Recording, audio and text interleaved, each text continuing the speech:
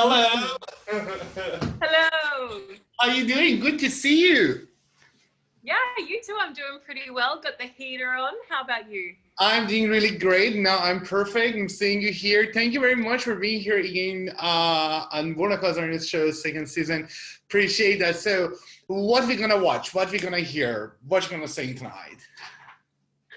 So I'm going to play a very overdone, perhaps, piano song, 1,000 Miles by Vanessa Carlton. You'll know it when you hear it. There you go. Of course I know. All right. Whenever you're ready, we can't wait. So please. All right. Thank you.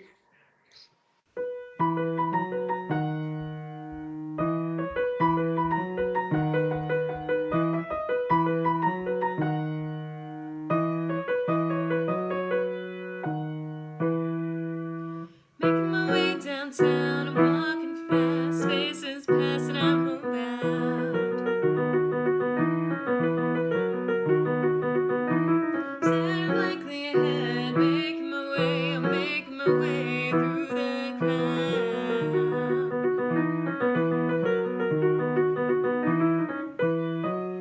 And I need you, and I miss you, and now I wonder if I could fall into the sky. Do you think time would pass us by? 'Cause you know I'd walk 1,000 miles if I could just see you tonight.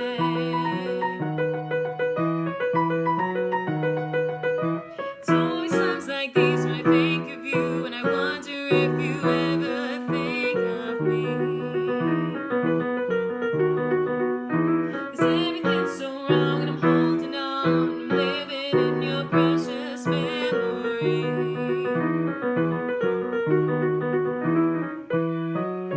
And I need you, and I miss you, and now I wonder if I could fall into the sky.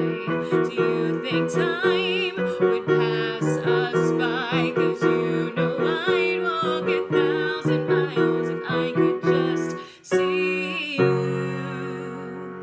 And I don't wanna let you know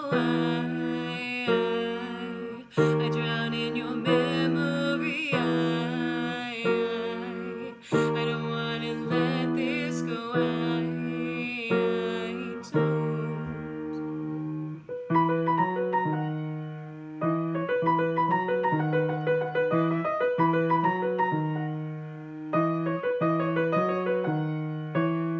Making my way downtown, I'm walking fast, faces passing, I'm homebound.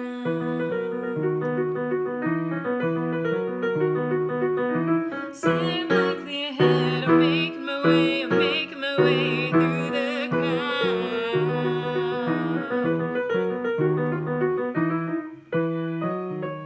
And I still miss you, and I still need you, and I still wonder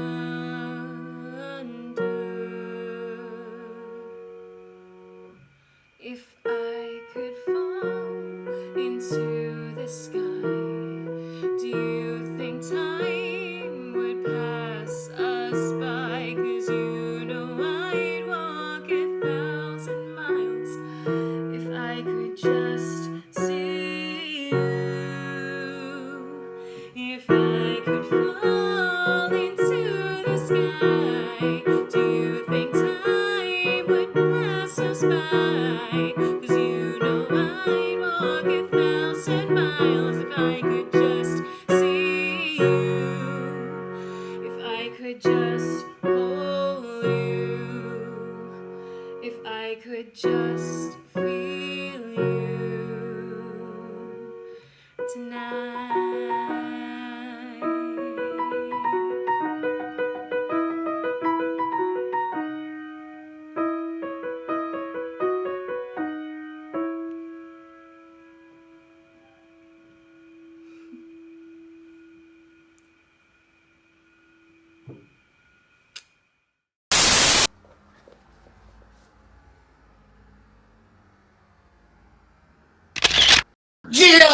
Hello. Hello. Good to see you. Good to see you too. How you doing? I'm doing very well, thank you. Yeah, just busy with work, you know. That's perfect. That's fantastic. I'm so glad actually you're here today with me on my show. So I've got lots of questions for you here. And would you like to say hi to those who are watching us now and later? Sure. Hi, everybody. Nice to meet you guys. And I hope you enjoy the show. Borna is quite amazing and always in a good mood. Thank you. Thank you. When I was reading your biography, there was a sentence that drew my attention, which says, "We try and fail until we get it right. Failure is essential in crystallizing and improving on our initial ideas." And I love it. And I believe it and feel it comes from your life and what you've been through it. So talk to me about that. Oh, yeah, the idea of failure. Well, I think failure has a negative connotation in most cultures, you know, and I think as an artist, I've learned to see failure just as attempt to achieve what you want to achieve, you know, and it takes a lot of effort because most of the time it's a very defined image or very diffuse feeling that we're trying to translate and express. Nonetheless, when we're dealing with the actual material, the physical, you know, whether it's paint or clay or stone or steel or, you know, any form of material to be creative with, then it doesn't really always go the way you think. And so this is where failure comes into play. And, you know, and as we master these elements, of course, you know, in practice and our own way of thinking, that we reduce the time to actually create something. But failure is super important, and it's really definitely not a reason to give up. I see it as an incentive actually to push through and do multiple iteration and keep attempting over and over. Absolutely. Never give up. I love that. So, Jill, now I want to take you back to years ago, and when the first time you thought, well, I wanted to become an artist, and who you are today. So tell me about that. What happened? I'm talking about childhood years ago. Right, right. Well, the formative years, I think I was lucky enough to be born in a, my dad was a cabinet maker, my mom was a piano teacher, and at a very young age, my dad taught my brother and myself, I have an older brother, sculpting, so mostly wood carving. And so right there you involve drawing, you know, even though you take a piece of wood and you need to shape it, you need to do an initial drawing on it. So basically at a very, very young age, we start to do wood carving, like, you know, 6 years old, in my case. And then I took formal drawing lesson when I was 9 years old. And there was never really a time where my parents tried to control what I was doing in terms of, even when I was at school, you know, in France, I grew up in France, you know, so basically what happened in France at a very young age, they ask you at school what you want to do, and you keep saying, I want to be an artist year after year. And I think they got discouraged because they keep saying, well, I want to be an artist no matter what. And basically my parents were like, fine, you want to be an artist, go for it, you know. So 9 years old, I trained practicing the basic of drawing, even though I've been drawing for years already. And then I was lucky enough to enter a restoration workshop when I was 14 years old. This was very young. And that put me in contact with masterpieces from different centuries. And the curriculum was really intense. It encompasses art history, understanding not only the local cultures throughout the different centuries, the different ways of thinking, architecture, how people dressed, political system, the system of patron and the aristocracy in the church at the time. They were the main supporters of basically artists creating artwork for them. And then the curriculum, extended up to 20th century culture because there were quite a bit of artwork to be restored also from this past century. And so that was really a very informative practicing every day. You basically practice restoration by learning to copy artwork and then eventually to, get to restore these old masters, and Right. visiting museums and galleries, and etc. Yes. Mm-hmm. Of course. No, I know. And I was amazed, like when I crossed your profile, and I was just, oh my God, who's this artist? I really definitely want to talk to this man because I never seen such things like what you do in the past. And one of the most difficult things a sculptor can do is like make a 3D sculpture, especially with metal and wood. And I believe that your background, as you mentioned, as a cabinet maker or and working with your father for many years, has been helping you in the technical way. Am I right? Yeah, absolutely. Yeah. Well, I mean, when you grow up in a workshop, it's all about how to deal with tools, with machineries, and the way to go about it, the method, from having a good understanding of the different steps in order to achieve what you want to do. Absolutely. Okay, so tell me, how did you get the idea to like choose the kind of style that you do, like as a sculptor, to like make the like your sculptures look like 3D, like demonstrating? Sure. Well, the current artwork basically is it's a bit of a I would say a philosophy of life, a perspective on life, an accumulation of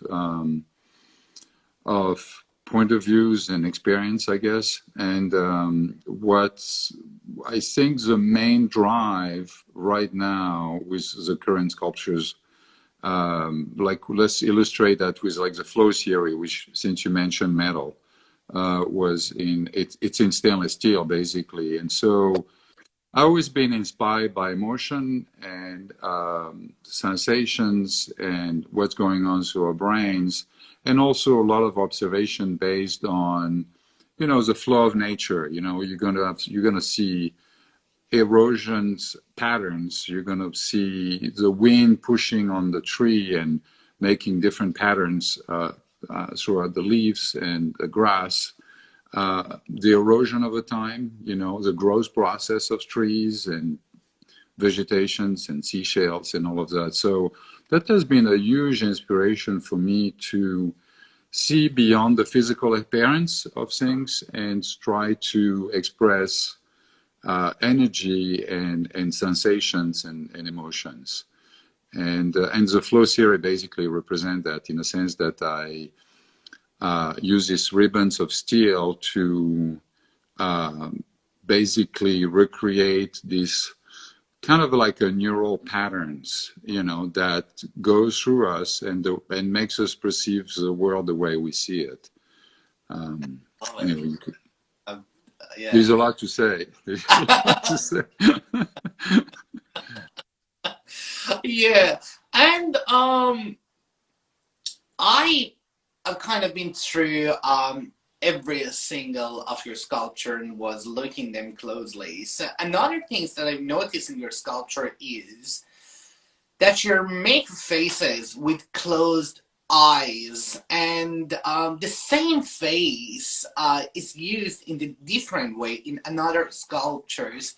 Tell me why, or tell me. Oh, yeah. Well, right now I've been using, in the past I did several closed eyes faces, which are more like meditative phases in general. The new series, which is the bending the line series, or the pixelated forms, the way I call them, which is made out of thousands of wooden sticks. So these phases for me is a little bit my current message, I guess, if there is one, where we can recenter ourselves and in this chaotic or seemingly chaotic world, we can recenter ourselves and remind ourselves that we can feel whole and complete by just being mindful and attentive and aware of what's going on in our bodies and paying attention of our senses and basically practicing mindfulness. I'm a big practicing. I practice a lot of meditation and this type of thing, which has helped me tremendously with creativity. Absolutely, absolutely. Yeah. So this is a representation of that. Yeah. Yeah. And because when I was reading your biography and when I was looking at your work, so your earlier work is marked by desire to escape rather than penetrate reality at a deeper level. And then your taste probably changed gradually. That's what I felt through your work. And what we can see now, many themes that define your work culminated in the recent series, bending the lines. And talk to me about that. Talk to me about that series. Well, bending the line was to use rigid wood sticks. So it was basically based on a paradox. In the continuum of the flow theory, I thought it would be interesting to take rigid sticks of different dimensions and start to create abstract flowing patterns with these sticks. And that's the reason I call it bending the line. It was the most obvious interpretation of my own thing. So the paradox of if we put enough, sticks in a certain patterns, we start to create a, very fluid design that represent motions and can I also represent our emotions and as well as adding colors to that. I think he has multiple layers of meaning and are related, I think, to the human condition. How we are, we are multiples. We always see ourselves as one single person. In reality, we have multiple facets of ourselves, and they are hopefully sometime in harmony and sometime in conflict or in oppositions, I guess. And I think using a paradox, so literally a rigid piece of wood, was a good way to be playful and experimental about creating all of these patterns. And that from the bending the line actually came out the pixelated form, which is the meditative phases. It's very, okay, because I've spoken with lots of artists all around the world, and I believe each artist, when they create like a piece of art, they want to present or they want to show a part of their personalities through each one of whatever they make. So is that relate to you also? Yeah, I think so. I think like for instance, where you see a similarity through the different faces that I I portray through my sculptures, because they are imaginary faces. I think we represent with this part of ourselves that don't necessarily exist. It could be part of the self that we like to have, or we would like to be. So, I mean, it could be. That's just an example. I'm not saying that's what it is. But yeah, absolutely. I totally relate to that. Definitely. Mm-hmm. And when I've said that I want to have a conversation with you, people started sending me the messages like, do you also teach? Or is there any way that you think that you can do it online tutorial or something like that? Or no, it's not something that you're interested in right now? Well, not really, in the sense that I have several assistants in my workshop that come from typically art schools, and I make it a personal point to pass on what I know that I accumulated throughout my life. I don't call them intern because I think there's a lot of there's a little bit of an exploitative system where people use intern because it's free labor. I don't see it this way at all, and because it's an age where we need resources to become artists. It takes a lot of resources, and so I, of course, I pay my assistant. But I think it's having younger people around me is a little bit my platform, applause platform, to pass on my own, I guess, artistic knowledge, and how to go about being, also how to go being an artist. It's a practicality of life, basically. Yes, absolutely. So, so as we made the agreements, I want to change. I want to give you a break. I mean, not give you a break. I want to give myself and everyone's break and enjoy, because I know this part is quite interesting for whoever has been following my show. I want you to grab your phone and give us a tour and take us with you and show us whatever you want to show us to get what you do. And so I'll show you. I'll show you some of the sculptures I have here in the studio. So let's see. I'm going to flip this, and so basically, this is a relatively recent piece that I kind of been keeping for myself so far. But this piece is interesting. They all turn, of course, but also, as you can see, the different slices that, where you can basically show different aspects of, artwork. So it kind of changes down to very abstract pattern and things like that. So this is a very recent piece also that is composed of many, many wood sticks, as you can see. And you see this is the back part here that you see is what I was talking about, this neural pattern. So the front part is basically the state of meditative states. And within us, we have this flow of I guess, neurons, that creates, or we perceive the world, how we feel it, or we absorb it, and basically is the different colors are going to express our emotions and such. Sorry. Before you move, can you go back to the other one? I want to show us the face also. Oh, sure. There you go. So this one. Wow. Oh my God, that's amazing. How long did it take to complete the piece? Yeah, it takes from a few weeks to a few months. It's very time consuming. So this piece is more slanted on one side. It's not very symmetrical. That's amazing. Oh my God, I want to touch it. Yeah, it's very tactile, So if you look up close, you have, and you see I burned the wood, like you can see here. This the accentuate basically is a pattern of the wood by burning it and brushing it off.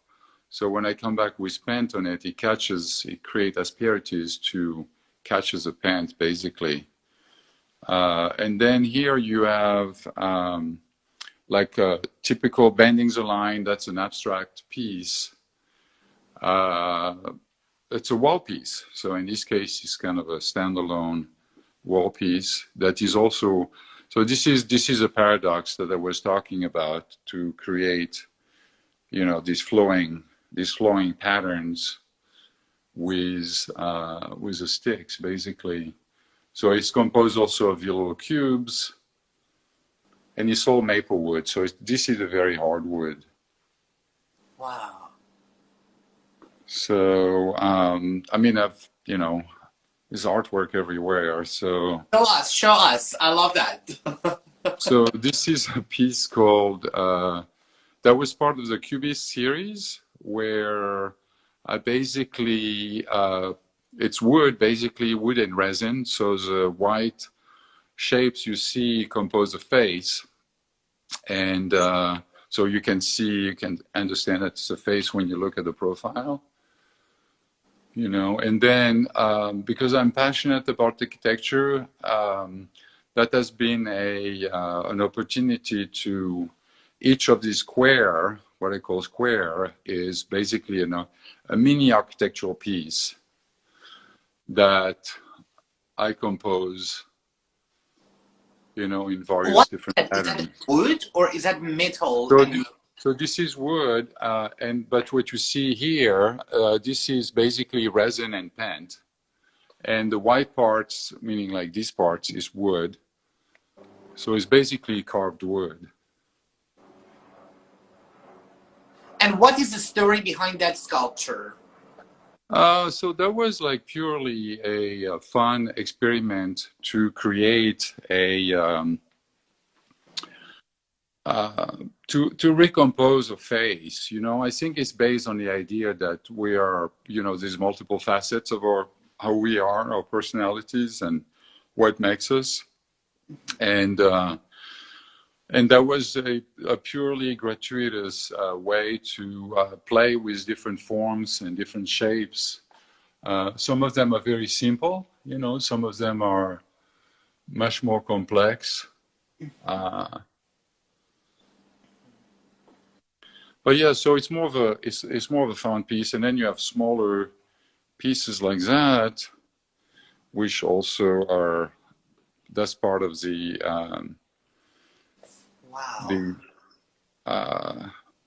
pixelated form. So maybe there's a better light here. There we go. Oh my God, your house is like a museum. I love that. Yeah, there is. Yeah, this is my studio, and so and then I have the stainless steel. So this is what I was talking about, the flow theory, which is made out of stainless steel, and so it's a 316L grade stainless steel, which is basically a marine grade stainless steel. So it's very resistant to the elements. Go back. I want to see. Yeah. Sure. I want to see the detail. So the detail. So you have like multiple, you know, levels of detail. So these pieces are very time-consuming to make and also to cast, because stainless steel is a little bit more difficult to bronze. Wow. And why it takes a bit of technical skills. It's just because mostly it's 2900 degrees to melt it versus 1900 degrees. It's not Celsius, it's Fahrenheit, you know, or vice versa. I'm always confused about that. But it's very hot, and so it's a much hotter temperature, and stainless steel, when it's hot, is like literally like water. So you need much stronger shells to sustain the shock of the temperature, and you try to heat up the shell as hot as you can be. But yeah, so this is a bronze sculpture right there. It's basically a totem. Right here, so it's a pretty tall sculpture. This is bronze, so it's more of an abstract. It's more of an abstract piece, and I called it totem. Like I feel it's quite heavy. Am I right? Yeah, that is extremely heavy, actually. Yeah. So and now we are here. That's another bending the line piece. So that's a typical example where you have these flowing lines from a distance. And of course, as you come up, you'll see the multitude of sticks, as well as the, if you look at it on the profile, there's quite a bit of a relief. Wow, it's like a 3D, like. Yeah, it's completely. Well, you see the tilt. What happened is like you have the tilt of the sticks will define basically the depths of the profiles, you know, of the elevations. So those are fun pieces to do. It's more like, you know, everything with stick, including the faces, are. It's a very Zen practice because it's very time consuming, and it kind of forces you to stay extremely focused. You know, so you have. You show me everything. Oh my God! I love that. So here you have another bending the line piece.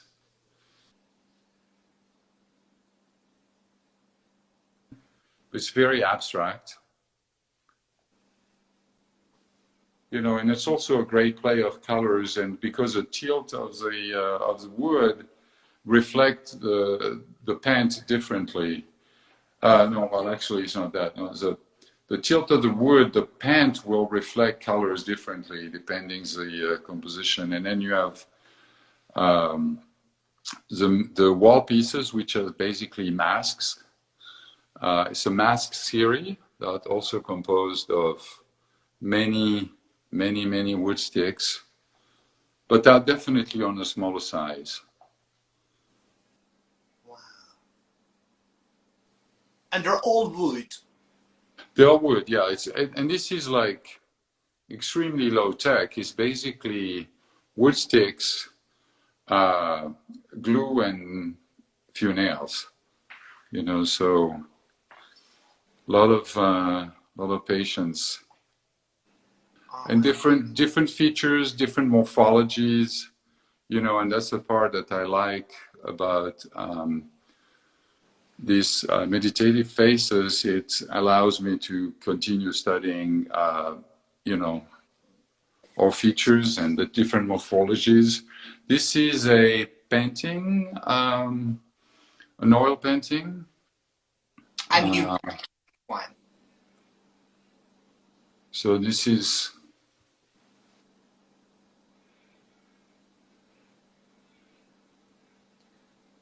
There we go.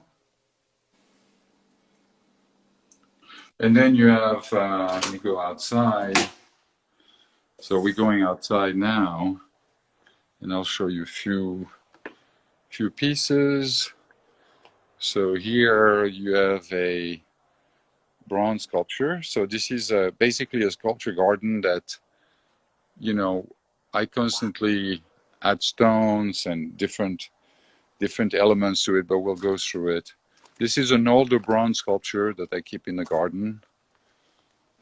And then you have the really bigger pieces that are made out of stainless steel.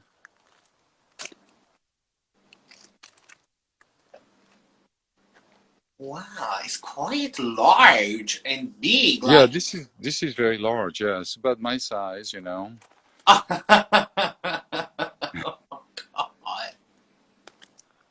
So, and that's the same thing. This is extremely heavy, and it's a also 316L stainless steel.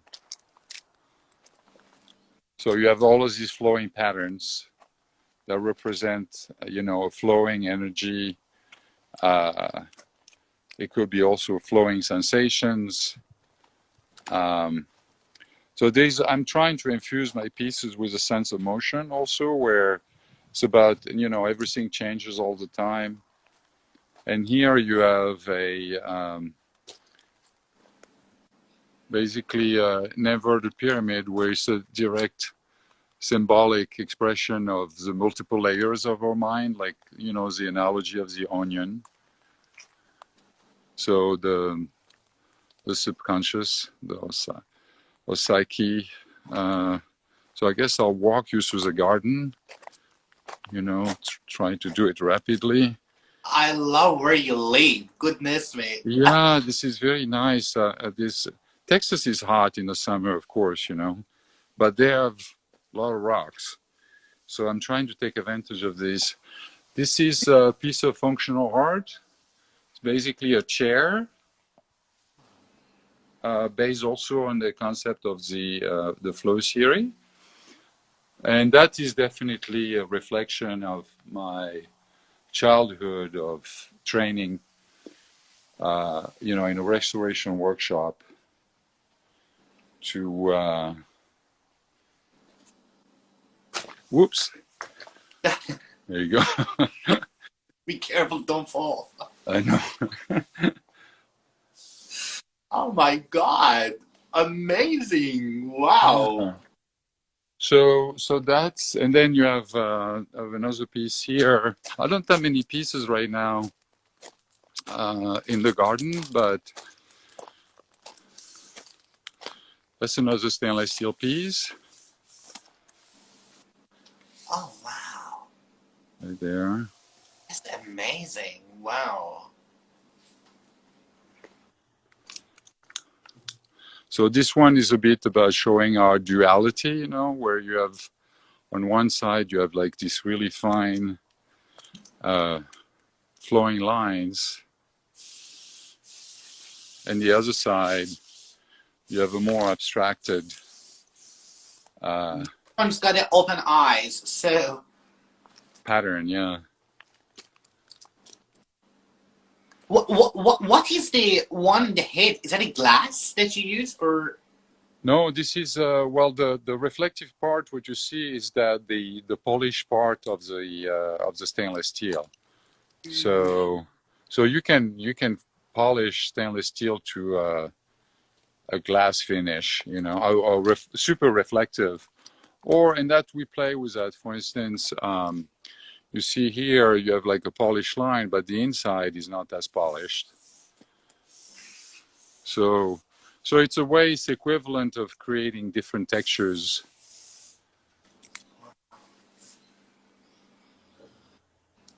Amazing. There you go. And so, let's see, I have another one here.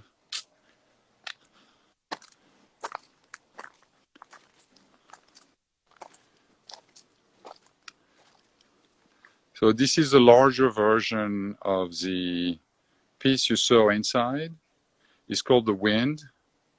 And so basically this piece was literally inspired by the wind, you know, the sensation, the pressure of the wind on the skin, the awareness of what the wind does to nature, you know, how it makes us feel. And so you have all of these patterns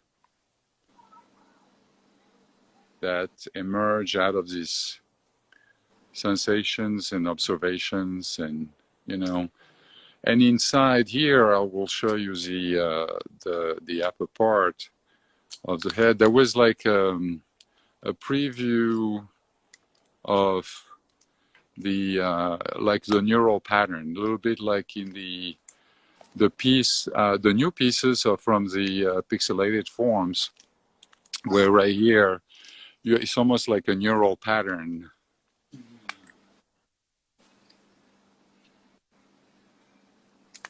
That's amazing. Wow. Yeah, wow. So that was a very fun piece. Then some other piece. See here you have another piece of functional art, which is cast out of bronze. Not very clean right now, but so there was a design that did a while ago. And then you have another piece here called Flowing. So this piece basically is about two characters where you don't know if they're fusing together or if they're pulling themselves apart. It's like a paradox. Right. So, and he goes from the very representational, I guess, faces on the front to a more abstract pattern in the back. Let me go in the back.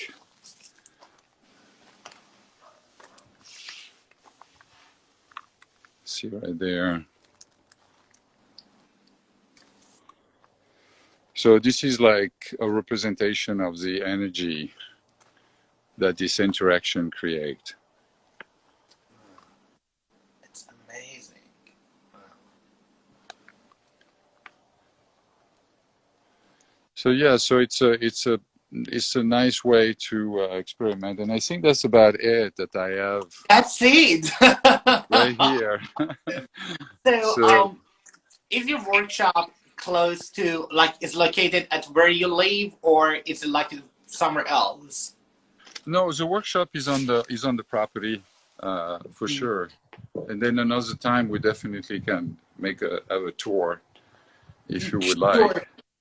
And I want you show us one of those wooden faces, which's got Sure. like the thousands of different. But I want you to choose the most colorful one. I want to try. Let's see. Go back to here. Okay, so I think a very colorful one. Well, you know, it's interesting because I use. Let's see. Alexa, turn on the lights. So this one, you know, Alexa doesn't always like me. Hold on, let me see. Oh, here you go. So basically what you have here, I use pen that react, depending what angle you're looking at, it will react different, it will look differently. I'm sorry, it's my kitchen, you know, so let's see. So you have. Okay. Because one of the most interesting points in your work is the type of coloring, as I've said. So, for example, in one of your works, if you go back to like one of them, like if you show us the most colorful sculpture, that is going to be much easier for audience to understand what exactly I want to talk about.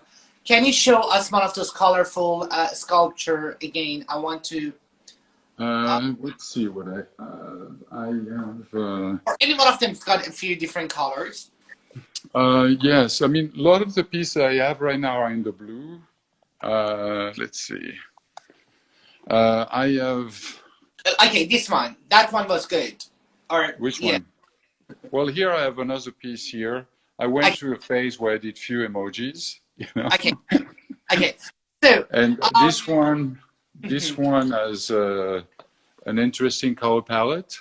I don't know. There's the brightest. Okay, I've got a question. If you just stay there, yes, perfect. Yeah, as I said, for example, in one of your works, that's what we can see. Purple in 1,000 of different tonalities. So, is the coloring of pieces in the wooden sculpture usually done after sculpture is finished or before you put the pieces together? After. Well, basically what I do the piece, and once all the sticks are assembled and the glue is dry, I burn superficially the surface of the wood, then brush it up, and then this is when I paint it, the time when I paint it. So you have different backing, abstract. So, and the colors, the range of color is very vast, you know. Okay, this one, what is on the head, on the top? Is that this? Yeah, those are basically pieces of wood that are circular and that I assemble and create basically architectural forms, you know. Thank you. Yeah, that's what I wanted to see. Perfect. Sure. Made you tired. There you go. Thank you very much. So, it's my last question, and thank you very much. It was an amazing tour. I really appreciate You're welcome. people love it. So, your sculptures that we're talking are mostly large and heavy in size, and this can bring lots of challenges. So, tell me about the challenges and the things that many people probably may not know or be aware of that. Well, sculpture is definitely, in general, depending, of course, the size, like you say, teamwork in the sense that I just finished a piece, for instance, that I put in Houston at a gallery that I work with, and they open a new locations. And this piece was about 1,200 pounds or 1,300 pounds. That's what, 600 kilos. And you need the equipment to be able to move large pieces around. Like the piece outside in stainless steel, the skull, that's like a ton.